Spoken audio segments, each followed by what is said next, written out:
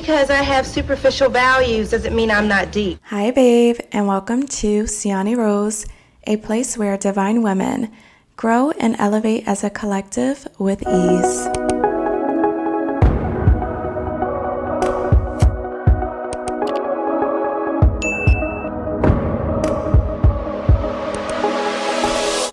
You thought you needed to perform, but what you truly needed was embodiment.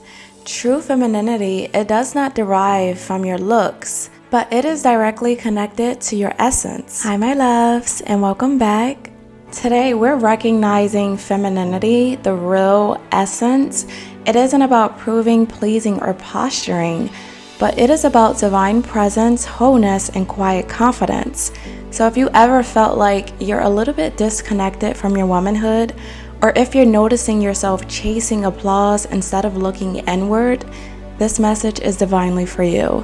And with that said, let's get into point number 1. So one of the first signs that your femininity may be performative is posting for a reaction on social media, curating every photo, every caption, every soft girl moment, not because it lights you up, but because you're craving validation and attention, not only from the opposite sex, but from women as well. There's nothing wrong with sharing your joy online, but checking the why behind it, that's the true essence of what I'm leaning into. So ask yourself as you post, am I posting because I'm proud of who I'm becoming as a woman? Or am I posting because I want someone to crown me with glory? Embodied femininity, it doesn't audition for witnesses or worthiness. It celebrates without needing to be crowned. Point number 2, volume over embodiment. Number 2 is choosing volume instead of embodiment. So what do I mean by this?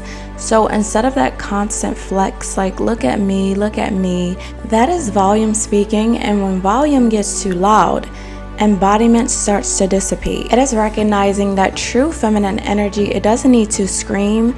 It is so magnetic because it is deeply rooted. When you walk into a room and people feel your presence, they don't just notice your outfit or your angles. They can see and feel the work that you have done within yourself. So woman to woman, it's your cocoon season. And in this season, don't ever think for a second that your solitude is for nothing. As you're reflecting, as you're disconnecting, as you're allowing yourself to confront your shadows, this very stillness is what allows you to be whole.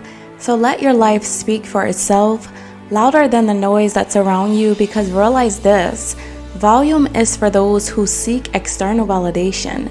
They're not comfortable being alone. They're not comfortable with their own thoughts, and so they seek to others to tell them that they are brilliant.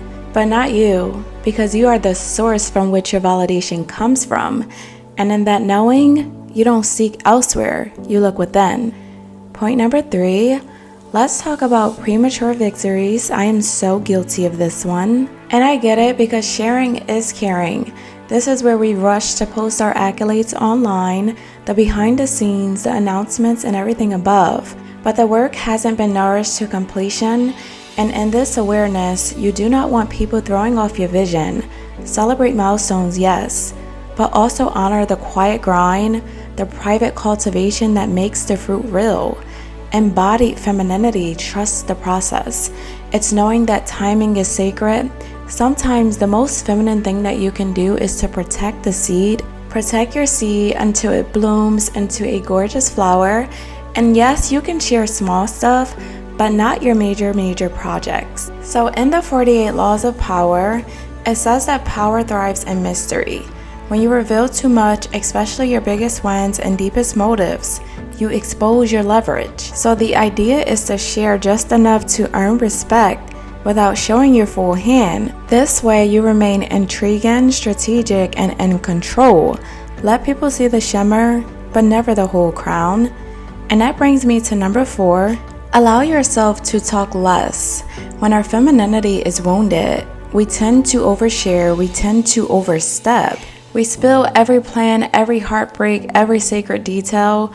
Hope and words will start to anchor us, but in actuality, wisdom knows when to speak and when to hold space. Protect your softness, let some things live in the shadows until they're matured. And it's realizing that silence can be one of the most elegant yet magnetic qualities about you. Lean into that frequency. Here's the truth. Femininity is not a costume, it's an alignment. It's a harmony between how you see yourself and how you choose to show up in the world. So ladies, if you recognize yourself in any of these points, don't shame yourself. Awareness is a gift, it's the first step. Begin to nurture the parts of you that feel safe only when they are seen. And to truly be seen, it starts by looking in the mirror and loving your reflection, loving the woman that you've become. And that is it for this one. You know you love me.